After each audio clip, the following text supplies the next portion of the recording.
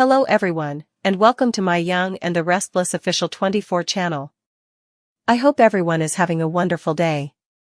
Before we begin, please hit the subscribe button and give this video a thumbs up.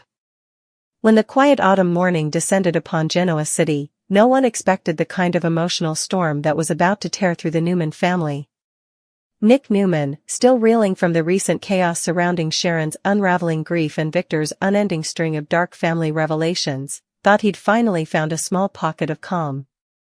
But that illusion shattered the moment Noah's daughter, the one few in town had even met, appeared at his doorstep clutching a sealed envelope that would change everything. Her face was pale, her hands trembling, and her eyes, so hauntingly similar to Noah's, carried the weight of a truth too heavy for someone her age. Nick was caught off guard when she said softly, "Uncle Nick. Dad wanted you to have this." The words felt like they were dragged out of her soul, each syllable heavy with pain. It was a simple envelope, yellowed from being handled too often, and across the top in Noah's handwriting were the words, "To my family, when I'm gone." Nick's heart clenched. His son had been gone only a few short months, and the wound still bled every time someone mentioned his name. But now, this, a will? Why would Noah have written something like that and kept it hidden from everyone, only for his daughter to deliver it now? As Nick guided her inside the ranch, Victor's portrait loomed over them like an omen. Sharon's recent breakdown had left Nick questioning everything, his family, his choices, even his faith. But the arrival of Noah's daughter, little Elena, stirred something deeper. She was barely 12, but the sorrow in her eyes made her seem decades older. She said she found the letter hidden in Noah's old guitar case while unpacking boxes in London.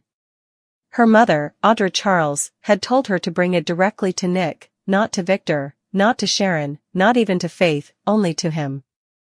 That warning alone sent a shiver through Nick's spine. Why would Audra, a woman known for manipulating every situation she touched, want him to be the first to read Noah's final message? Was this another scheme, or was there something Noah truly wanted his father to know privately before the rest of the world found out? Nick's hand shook as he opened the envelope. Inside was a handwritten letter and a legal document bearing a notary seal. The will. The words scrawled at the top immediately sent his heart racing. "To my father, Nicholas Newman, there's something you deserve to know about who I really was, and who I left behind." Nick felt the room spin. He sank into the couch as he began reading Noah's words aloud, his voice trembling. Noah's confession unfolded like a ghost whispering through time. He wrote about secrets he'd kept while in London, about a past that no one in Genoa City knew. Apparently, years ago, Noah had discovered something that changed his perception of himself entirely. While working on a photo project abroad, he'd crossed paths with a man who claimed to have known Victor long before the Newman Empire became what it was.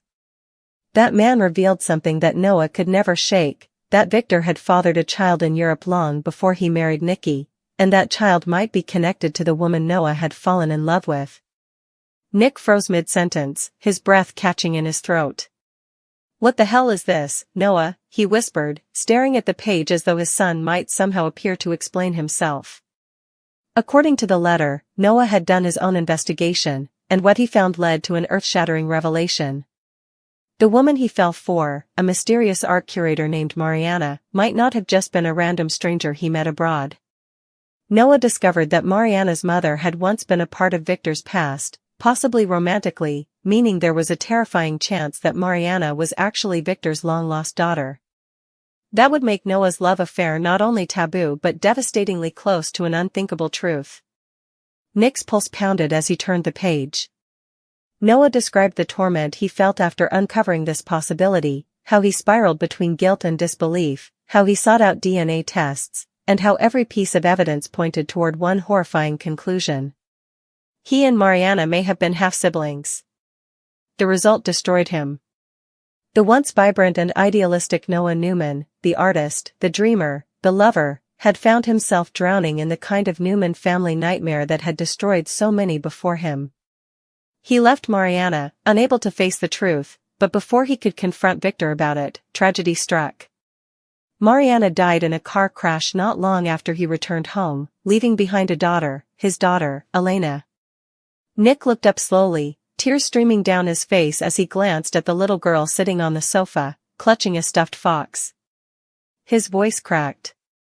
"Elena, did your mom ever tell you about any of this?" The child shook her head. "Mom said Daddy loved me. That's all she ever said." Nick wiped his eyes, his emotions swinging between grief, disbelief, and fury. If Noah's claims were true, that meant this little girl might not just be his granddaughter, she might also be a blood relative through Victor. The moral, emotional, and familial web this created was almost impossible to process. Nick's instinct was to protect her, to hold her close and shield her from the ugly truth, but as he continued reading, he realized there was more. The letter didn't end with the revelation about Mariana, it included a confession that ripped open another layer of darkness.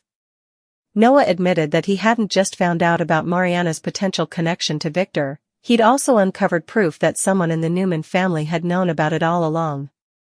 Noah named a name. Victor. According to the documents attached to the letter, Noah had confronted Victor during a tense meeting at the ranch months before his death. The conversation, which Victor had insisted remain private, turned explosive.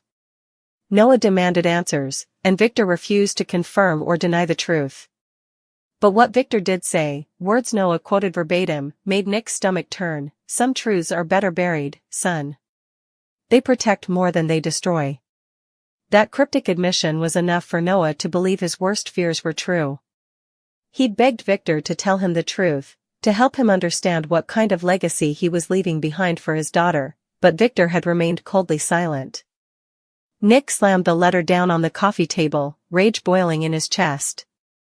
"He knew," he whispered hoarsely. "Dad knew, and he said nothing." The air felt heavy, electric with betrayal. For years, Nick had fought to believe that despite his father's manipulation, there was still a shred of morality inside Victor Newman. But this was too far. To watch his son suffer in silence, tormented by the possibility that he'd fallen in love with his half-sister, and say nothing? That was monstrous. At that very moment, Nikki entered the room, her heels clicking softly against the tile. "Nick? What's going on?" she asked, her voice trembling slightly when she saw the letter in his hand and Elena sitting solemnly on the couch. Nick didn't answer right away. Instead, he handed her the will. As Nikki read Noah's words, her face drained of color. "Dear God," she whispered. "Victor." Nick stormed out onto the patio, his emotions unraveling. The cool autumn air hit his face, but it did nothing to calm him. He felt the ghost of Noah's pain haunting every word. Sharon soon arrived after Nikki called her, desperate for comfort, and when she learned the truth, she broke down sobbing. "He was trying to tell me," she cried, clinging to Nick. "He tried so many times to tell me something before he died, but I thought it was about Audra, not this." Inside, Victor appeared, his voice booming from the hallway. "What's this nonsense I'm hearing about Noah's will?" His tone was as imperious as ever, but even he faltered when he saw the expression on Nick's face, a mixture of fury and heartbreak. "You knew," Nick spat, his voice trembling. "You let him die believing he'd committed a sin he didn't even understand." Victor's eyes narrowed. "Watch your tone, Nicholas. There are things you don't." "No," Nick snapped, cutting him off. "You don't get to control this anymore. Noah found out the truth, about Mariana, about Elena, and you buried it. You let him suffer alone because it was easier than facing your own past." For the first time in years, Victor looked shaken. His lips parted, but no words came out. The silence stretched between them, heavy and suffocating. Finally, he whispered, "I was trying to protect this family." "Protect it?" Nick scoffed bitterly. "You destroyed it." He handed Victor the letter, watching the patriarch's hands tremble slightly as he read his grandson's final words. "If you're reading this, grandfather," the letter concluded, "I hope you understand what your silence cost. You taught me that family means power. But all I ever wanted was love." The room went utterly still. Even Victor, the man who had faced corporate takeovers, betrayals, and even death, looked defeated. His eyes glistened as he folded the letter. He was my blood, Victor murmured quietly. I didn't want the world to know the mistakes I made before Newman Enterprises even existed. I thought I was doing what was right. Nick shook his head. You don't get to define right anymore. Later that night, when the ranch grew quiet, Nick tucked Elena into the guest room. She looked up at him and asked softly, Uncle Nick, does this mean Grandpa Victor is my family too? The question broke him. He smiled faintly, brushing her hair back. It means you're loved, he said, even though deep down, he wasn't sure if that love could ever be clean again. When he returned downstairs, the lights were dim, and Victor was standing alone by the fireplace, staring into the flames. The old man's shoulders were slumped, his face pale and worn. You'll hate me forever for this, Victor said quietly. Nick's jaw tightened. Maybe. But at least now I know who my father really is, and who my son was. And with that, Nick walked out of the ranch, the letter still burning in his heart like an open wound. What he didn't see, what none of them saw, was the envelope still tucked inside the folder. Another letter, unopened, addressed not to Nick or Victor, but to Elena. A letter that began, when you're old enough to understand, you'll learn the truth about why your mother and I had to keep our love a secret, and why the Newmans will never escape their past. The secret that Noah carried to his grave was only the beginning. Genoa City was about to face its darkest reckoning yet, one written in blood, love, and the unbreakable curse of the Newman name. That night in Genoa City, as the wind howled outside and the last of the autumn leaves scraped across the Newman Ranch driveway, little Elena lay awake in the darkened guest room. The air was thick with silence, the kind of silence that comes when too many adults are afraid to speak the truth aloud. Downstairs, Nick's anger simmered quietly beneath the sound of the crackling fireplace, and Victor's guilt hung like a shadow that refused to fade. Nikki had retreated to her room in tears, clutching a framed photo of Noah, while Sharon sat outside on the porch steps, trying to make sense of the chaos her family had fallen into. But up in the guest room, under the soft glow of a bedside lamp, the child's curiosity began to stir. She remembered her father's voice, deep, kind, full of laughter. If something ever happens to me, he had once told her, remember, my love for you is in the things I left behind. She rose quietly, opening the small box that had come with the will.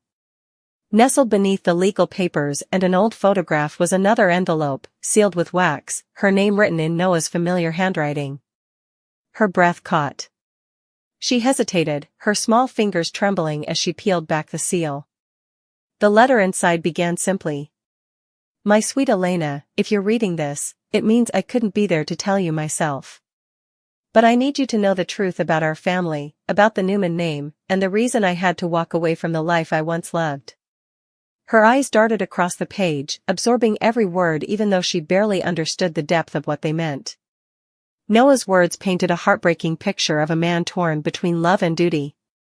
He confessed that when Mariana became pregnant, he had been both terrified and overjoyed, terrified because of the secret that connected their bloodlines, and overjoyed because she had given him something pure in a family built on secrets. He wrote about how he tried to shield Elena from the Newman curse, that endless chain of manipulation, betrayal, and pain that had haunted Victor's children for decades. But then came the words that would forever change the way she, and later, everyone else, would view her family. Elena, I discovered something before I died. Something about me, about you. I thought Mariana was Victor's daughter, but the truth is even darker. Mariana was never connected to Victor by blood.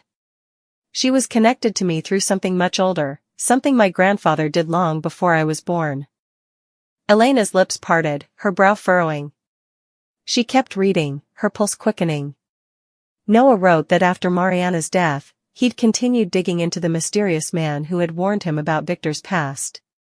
The man's story had cracks, but it led Noah to old business records tied to Newman Enterprises' earliest years, and to a file that had been sealed by a private law firm decades ago.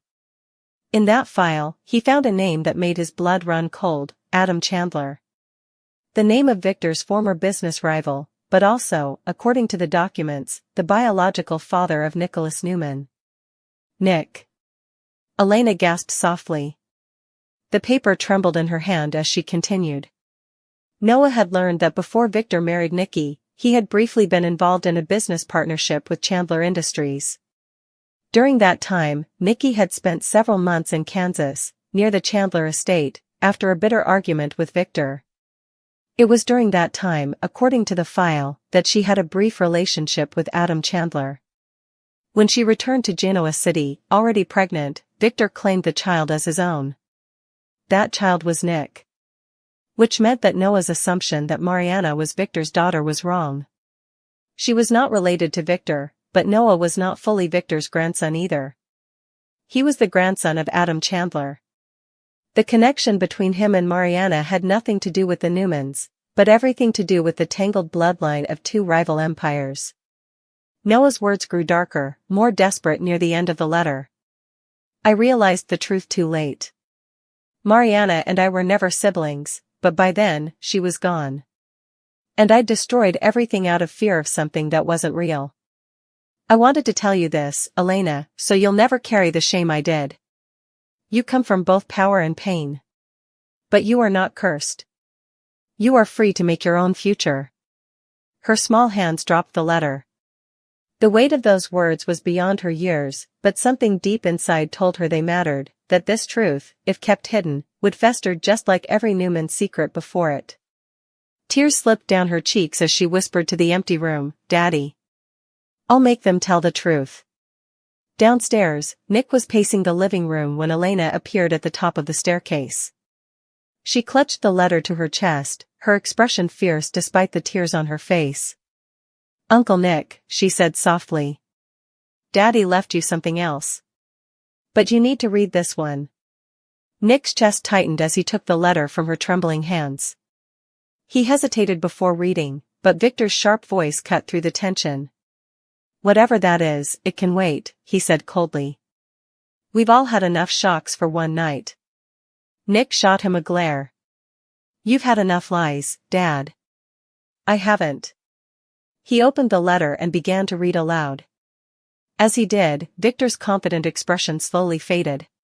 Nikki emerged from the hallway, her face pale as snow. When Nick reached the part about Adam Chandler, Nikki gasped, her knees buckling as she gripped the banister for support. "No," she whispered.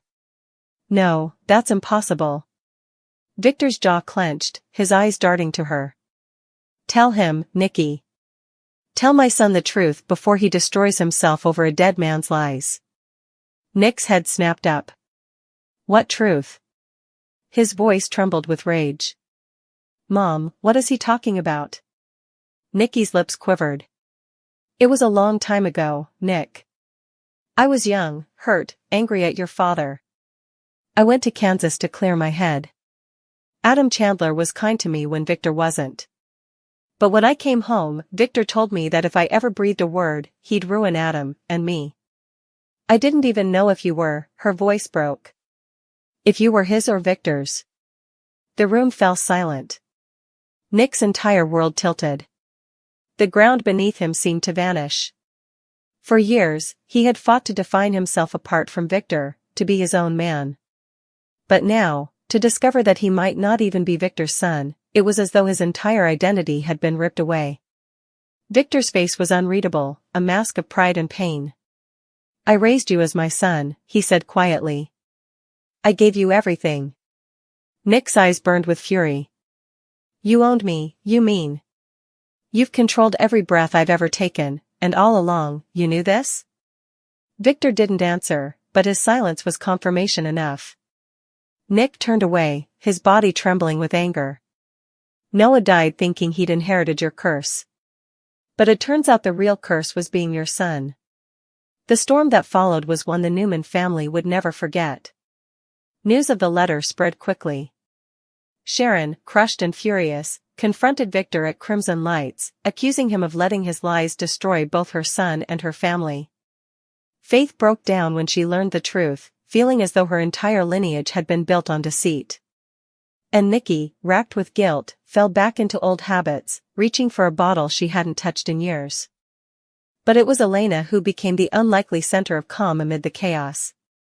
She sat quietly in the living room one evening, staring at her father's photo.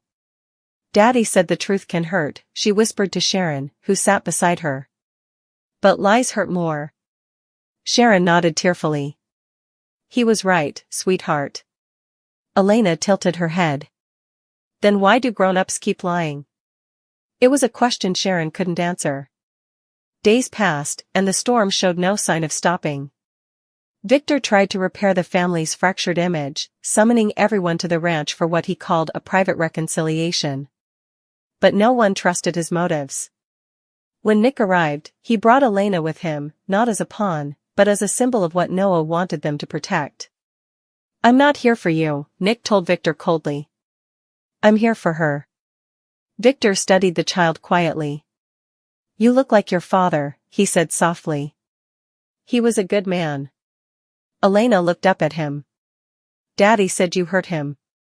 The words pierced Victor's heart more deeply than anything Nick could have said. For the first time, the great Victor Newman, the titan who'd crushed empires and enemies alike, seemed small. He sank into his chair, his eyes distant. I did, he admitted. And I've spent my life paying for mistakes that never stop haunting me. Nick folded his arms. Then start fixing them. Tell her, tell all of us, the truth. Victor looked around at the faces of his family, Nikki's tear-streaked face, Sharon's wounded glare, Faith's silent rage. He nodded slowly. The truth, he murmured. Very well. He began to speak, his voice heavy with years of unspoken sins. He confessed that he'd known about Nikki's affair in Kansas. He had indeed suspected that Nick wasn't his by blood, but he refused to let the world know. To him, family wasn't about DNA, it was about loyalty and control. Admitting Nick wasn't his son would have made him vulnerable, and Victor Newman had never allowed vulnerability. When he finished, the silence in the room was deafening. Nick stared at him, not with hatred, but with something worse, pity. You spent your whole life pretending to be unbreakable, Nick said softly. But look at you. You're broken just like the rest of us. Only difference is, the rest of us still have a soul.